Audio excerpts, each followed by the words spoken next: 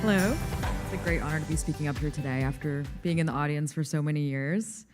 So I know we don't have too much time, so I'll very quickly go through this topic. I want to propose a possible classification for endometriosis surgery when hysterectomy is performed, and any input at the end of the presentation is welcome. So I'll skip the overview. Clicker.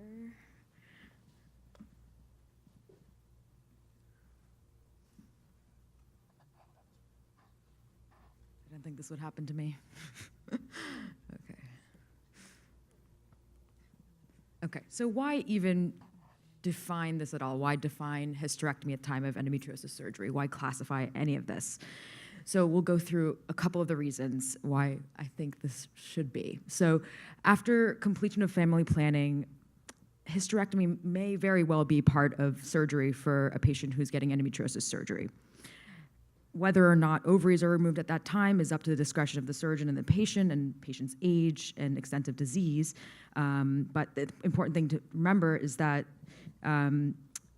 that hysterectomy is not the definitive cure for endometriosis in many cases, and if tissue is left behind, the patient may not be cured and may still have pain. Important to note that 12% of surgeries performed at the time of endometriosis surgery includes hysterectomy. And hysterectomy itself can technically be an extremely difficult procedure when done when the patient has advanced endometriosis. So, and this brings us to the challenge of multi-organ involvement when a hysterectomy is being performed. So a patient may have involvement in the bladder, rectum, perimetrium, and this, at the time of surgery, may present unique challenges. So this brings us to surgeon familiarity, and makes us recognize that many gynecologists are not familiar with the technique required to successfully excise endometriosis lesions at the time of a hysterectomy. They may be challenged and face complicated outcomes with regard to both intraoperative and postoperative courses involving these cases. So it's just something to think about. In terms of current practices, first I just want to talk briefly about comparing total operative time with laparoscopic hysterectomy. So for endometriosis surgery and hysterectomy, times can range from, if it's a simple hysterectomy with small peritoneal excision, can range from 100 minutes to up to 300 minutes if there are more complicated organ resections done. In terms of laparoscopic hysterectomy for endometrial carcinoma, without any extending disease, it can take less than, the average time in one study was 116 minutes. For cervical carcinoma, when a radical hysterectomy is performed laparoscopically, the average time is 238 minutes.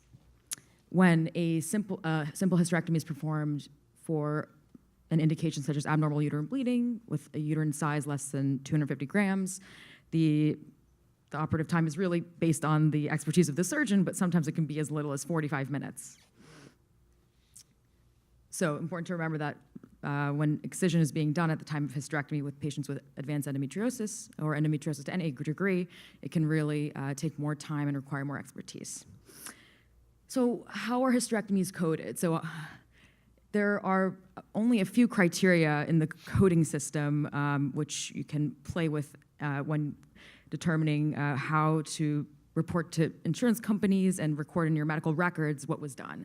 So uterine size is one of those, so less than or more than 250 grams, whether or not it was supracervical or not, whether or not it was a radical hysterectomy, and whether or not surgery was done with debulking for the purpose of cancer surgery. And that's pretty much it.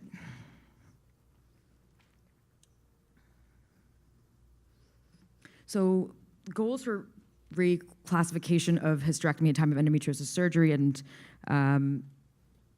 presenting this at all is to potentially change the medical coding system. So maybe if we do make a classification system, we'd have better record keeping. It may influence the coding system in the future to accurately code the procedure that was performed. This may have great benefit in terms of improving research as well when going back and doing retrospective chart searches. And it may potentially motivate providers to concentrate their time and efforts in becoming proficient in endometriosis surgery. This is long down the line.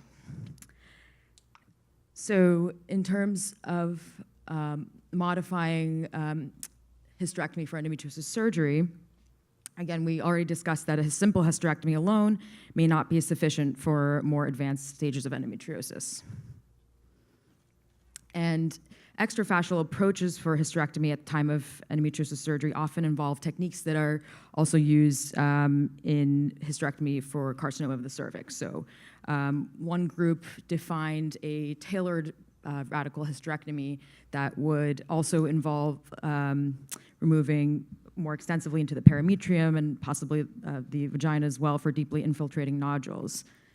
So what we're going to propose is a little bit more classified into stages from simple to more involved. But this is a jumping off point for sure. This is a model of the pelvis that we'll be discussing going through each class. So we'll briefly be going through all of these. I won't go through it right now. So class 1 is a simple hysterectomy with peritoneal excision of any location. No limits to the width of the excision, as long as it doesn't involve deep organ excision or deep cul-de-sac excision.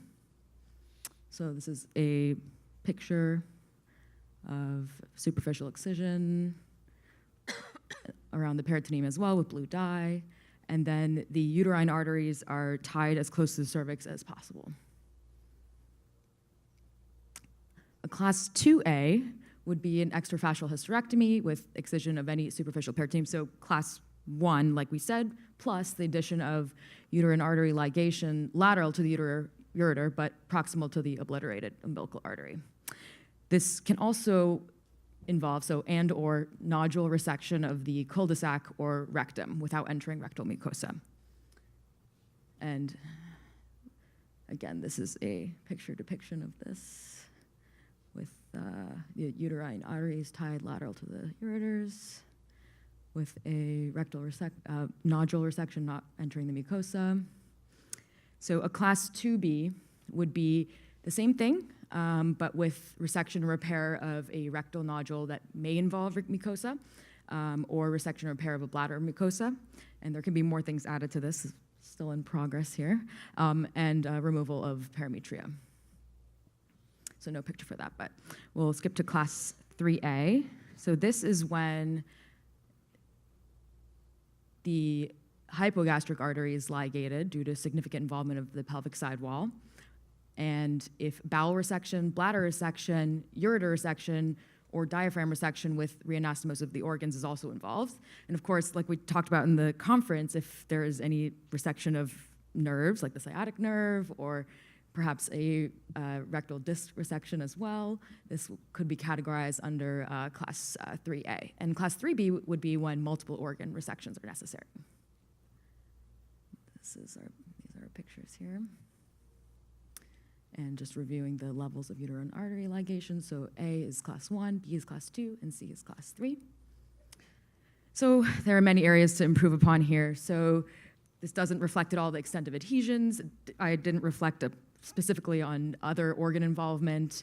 And we didn't talk about how or not to classify whether there's a concomitant like endometrioma removal at the same time, or whether ovaries are concerned.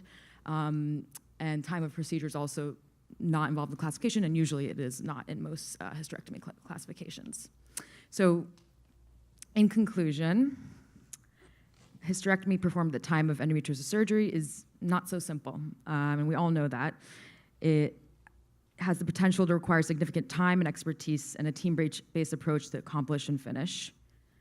And a hysterectomy may have a lot of implications on a woman's life. So we believe that the efforts that the caregivers put forth as well should be recognized by having an adequate coding in the future for both endometriosis excision and for hysterectomy done with endometriosis excision. And ultimately, we aim to make the coding system change and the nomenclature change as well with respect to the merit of the procedure. And this may benefit future efforts when it comes to research as well. And that's it. Thank you.